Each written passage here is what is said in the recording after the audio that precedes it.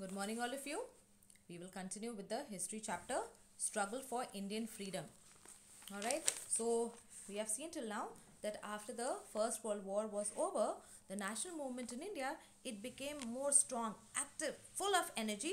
Now it was because the Indians realized that the Britishers, the promises that they made to them, they were all hollow. And so that is why the Indians now, they were all so ready to get rid themselves of the Britishers. And at this time we have a new personality coming up on the scene of our freedom struggle, and that was Mahatma Gandhi. So we have seen a little bit about Mahatma Gandhi and some of the mass movements that were led by the Congress under the leadership of Mahatma Gandhi. And so in brief, we had a look at them. So we had a look at non-cooperation, civil disobedience movement, the Rowlatt Satyagraha, the Quit India movement. So we just had a brief look at all of them. Now let's continue on page 127, the ideas of Gandhiji. So, Gandhiji in his own autobiography, he told that, many things shaped his ideas. So there were many things which shaped his ideas, but he also writes that the greatest lessons that he learned in his life, he learned through his own actions and experiences. Okay, what is an autobiography?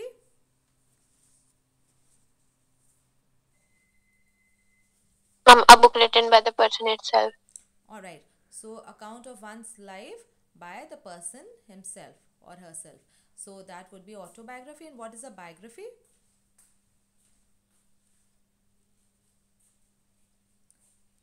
Yes, what is a biography? Account of? Um, Yes. Yes, Taura? an account of a person by another person. All right. So account of another person's life. So now Gandhiji, he has written about this in his autobiography, and he said that the greatest lessons that he has learned in his life were through his own actions and experiences. And so, he talked about, he practiced and he preached non-violent methods of struggle. All right, and let's see what these were. First is Satyagraha. Now, this was a method which Gandhiji he used against the Britishers. And now basically what happens in Satyagraha, that the person who is offering Satyagraha or who is practicing Satyagraha, that person, he does not retaliate, he does not fight back. So even if the Satyagrahi, he is made to suffer hardships, all right, so he will suffer them, but he will not fight back. And now these Satyagrahis, they did not fight back. And so there were many times, they were tortured also, they were beaten also, they were put in prisons also, but they did not fight back. And now it for the rest of the people, now these the other people, they regarded these Satyagrahis as living martyrs. Who is a martyr? Any idea who is a martyr? Hmm? A person who is killed because of his beliefs. All right, so now these person, they were called as living martyrs, means they were still living, but because of their beliefs, they did not retaliate, they did not fight back, but they suffered the hardships just like that without fighting back. Okay, so that was Satyagraha, means you do not fight back, you offer passive resistance, you don't fight back. All right, then non-cooperation. And non-cooperation, we have already talked about that. To protest against the Britishers, Gandhiji, he adopted the method of non-cooperation. Like I told you, Gandhiji, he was of the view that the Britishers, they were able to establish their rule in India because we the Indians cooperated with them. So he said that if we stop cooperating with them, then obviously the British rule in India, it will come to an end. And so Gandhiji, he asked the people to boycott government offices, courts, schools and colleges. Alright, so that was non-cooperation. Then Gandhiji, he assigned a mass character to the national movement. Now, before Gandhiji, he came on the scene of a national struggle for independence. Before that, also we have had many rebellions against the British. People have revolted against them, but basically, these rebellions, they were localized in a particular area only, and so obviously they did not have such a large impact. Now Gandhiji, he believed that the national movement, it is about nation, so it should include all the people of the country. And so he worked among the poorest of the people. It was not only that he was simply just happy with only the upper section of the society or the middle section of the society joining the movement. No, he wanted each and every person to join this movement. And so he worked among the poor people, he worked among the untouchables, the Harijans, and he worked so that their problems could be solved, and as a result the people came and joined the national movement. Okay, emphasis on social reforms. Now Gandhiji, he said that the real freedom will not only come with just getting independence from the British rule, but real independence will come when India is rid of all the social evils which were also prevalent in our society. And so he advocated certain social reforms, and he talked about them, he worked for social reforms, and he also led a movement against untouchability. So he wanted to remove untouchability from India, and he also worked for the upliftment of women. You know about untouchables? Do you know anything about the untouchables? Who were called as the untouchables? Yes, class? Gandhiji also gave them a certain name. He called the untouchables as? Yes, any idea? Gandhiji called the untouchables as Harijans. Harijan. So if you break the word Harijan, Hari means, Hari is used for God, right? And God. right. And Jan means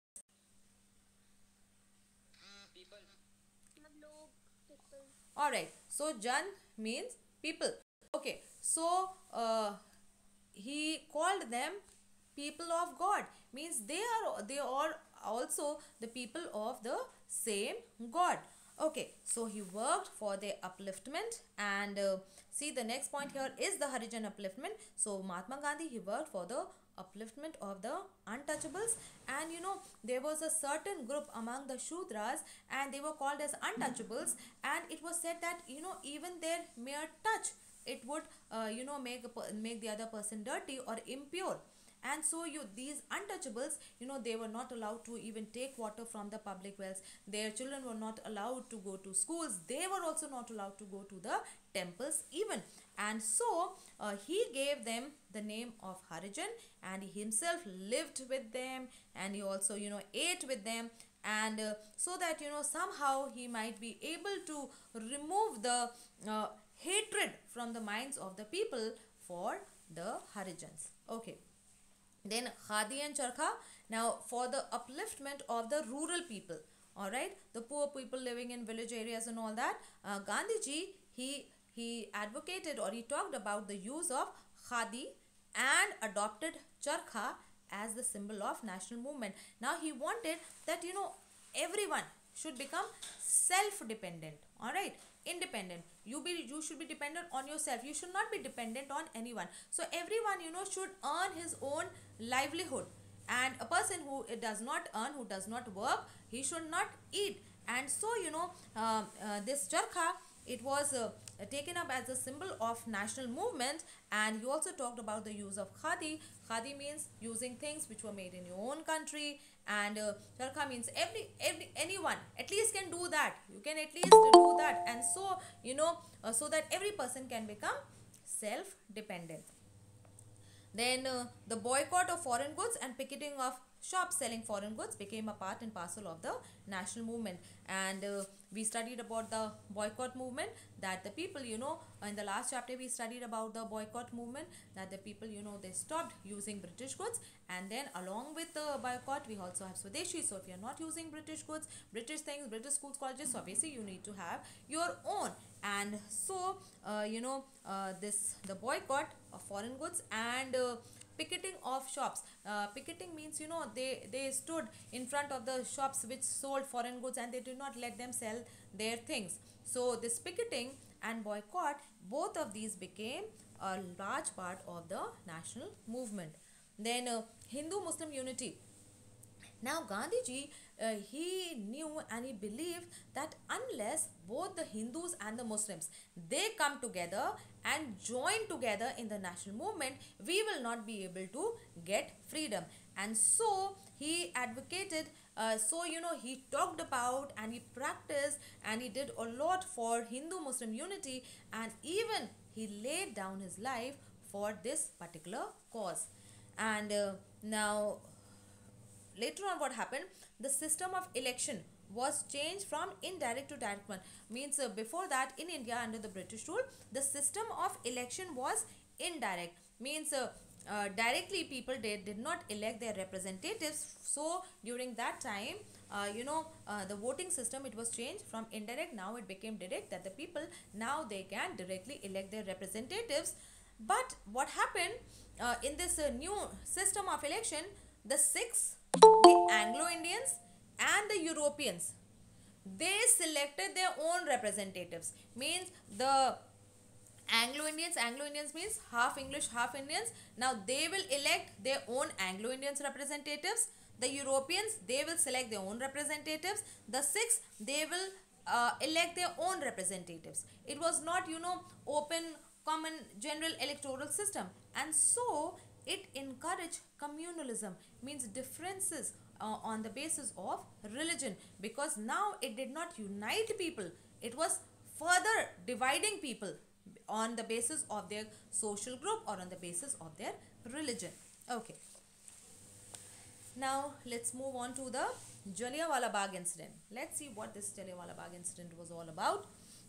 So on 13th April 1919, a huge public, they have gathered in the Jallianwala Bagh at Amritsar, and this was to protest against the arrest of leaders. Now I told you earlier also, when the people, they were protesting against the Rowlatt Act. So Rowlatt Satyagraha was going on, and the people, when the Satyagraha was going on, so people, they protested in a non-violent manner, but many leaders, they were arrested. So they arrested two very important leaders, and on this particular day, the people, they were protesting against the arrest of those two very important leaders. And so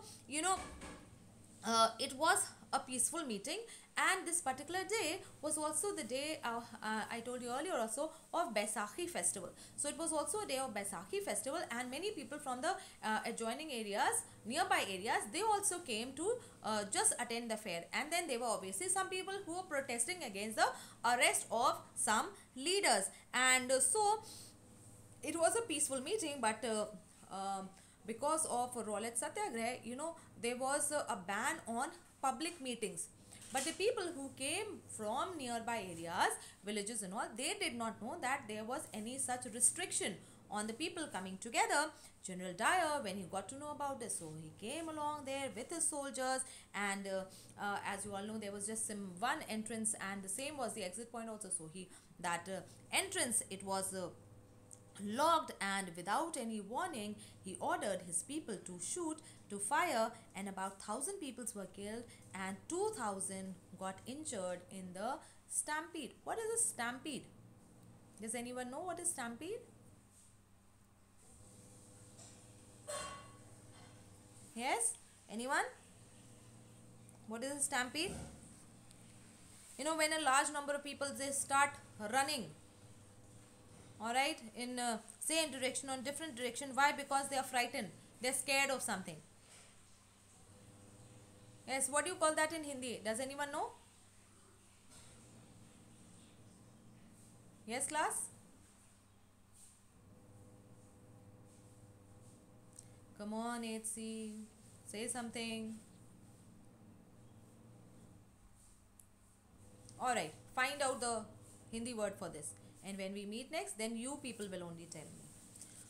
Okay, so General Dyer, he closed the exit point of the park, and then he ordered his people to fire, his men to fire, and then they fired at the people, killing so many and injuring so many more.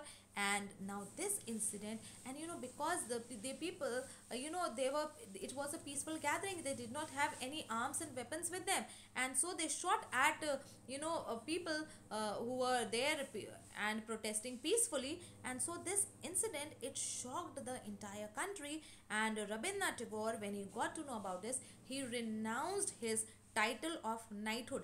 He was given this title of knighthood by the Britishers, and because of this Jallianwala Bagh incident, so he renounced, he gave back his title of knighthood in protest. Now this Jallianwala Bagh tragedy, and then later on it was also combined with the Khilafat movement. Now this brought Gandhiji to the forefront of Indian politics. Now, so this Jallianwala Bagh tragedy, then along with that, after that, we also have the Khilafat movement. Now this brought Gandhiji in the front, all right, of the national movement. Now let's see what this Khilafat movement was all about. Okay, now this Khilafat movement, it was a very significant, important Islamic movement in India during the British rule.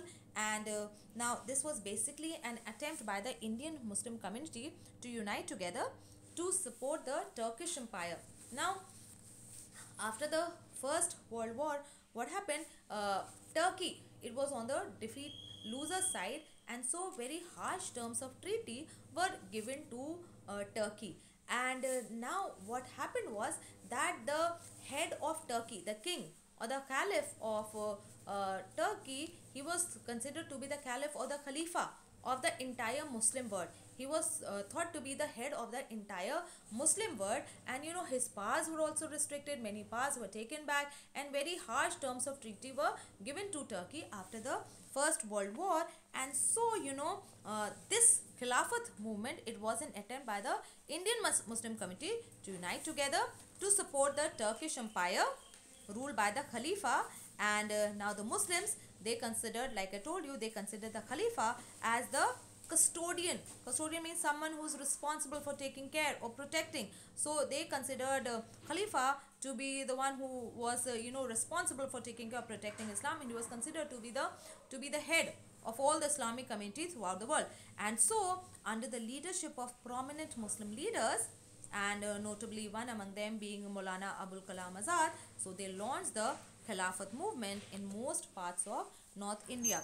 And now if you ever get to read about Khilafat movement, then two names are associated with it which are not mentioned here. Ali brothers, Muhammad Ali and Shaukat Ali. So both the brothers, they started this Khilafat movement in India, and obviously along with them we also had Maulana Abul Kalam Azad. So Ali brothers, Muhammad Ali and Shaukat Ali, along with Maulana Abul Kalam Azad, they launched the Khilafat movement in most parts of North India.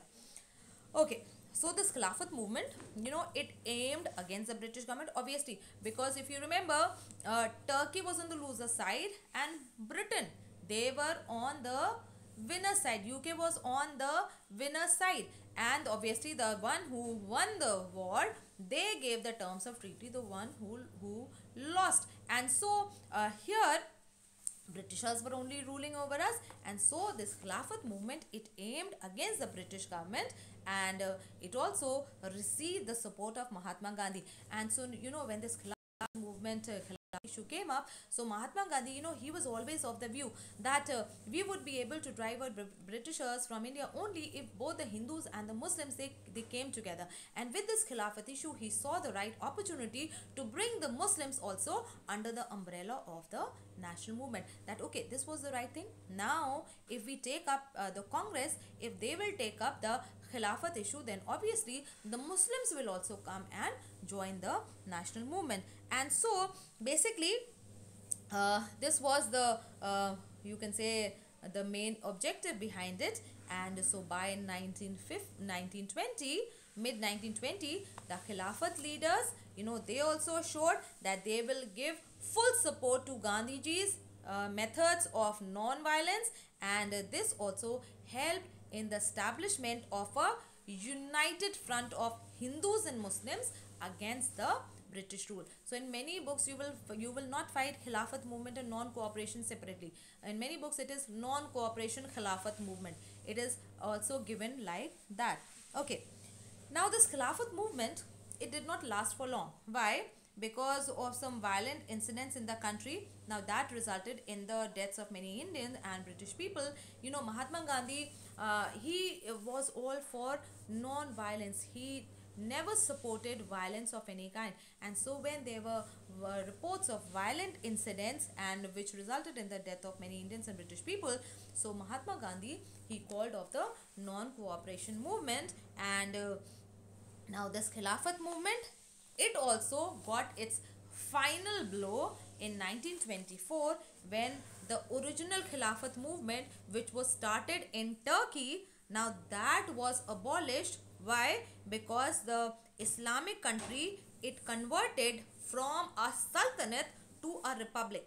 Okay, so I told you that the non-cooperation movement, it was called off because of that violent incident at Chauri Chaura, and so non-cooperation movement, it was already called off, and because there had been so many violent incidents throughout the country, and then finally final main thing was that Chauri Chaura incident, and then later on the final blow to this Khilafat movement was when this Khilafat movement, originally it started in Turkey, but when in Turkey only the country, all right, it converted from a sultanate, means now the Khalifa, no emperor, Caliph was there. It converted to a republic.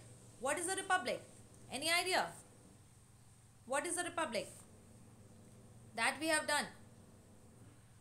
This we have already done in this class. Yes? Rules over a country. Huh? Ma'am, a government rule over a country.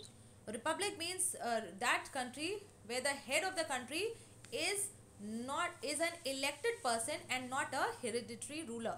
So what country would be called a republic? That country whose head is an elected person and he is not a king or a hereditary ruler. Okay, so Turkey, it became republic, and so obviously there only in Turkey the Khilafat movement ended. So in India also, it got the final blow and that came to an end. Okay. So non-cooperation movement, now we'll do that in detail, 1920 to 1922. Okay. Now, the beginning of this non-cooperation movement, under the leadership of Gandhiji, it marked the commencement or the beginning or the starting of mass movements in India. Like I told you that before this, we have had many movements, all right, and we have had some rebellions of the people against the British, but then they had been localized in a particular area only, all right. And even we did the revolt of 1857. Now that was also restricted to North and Central India.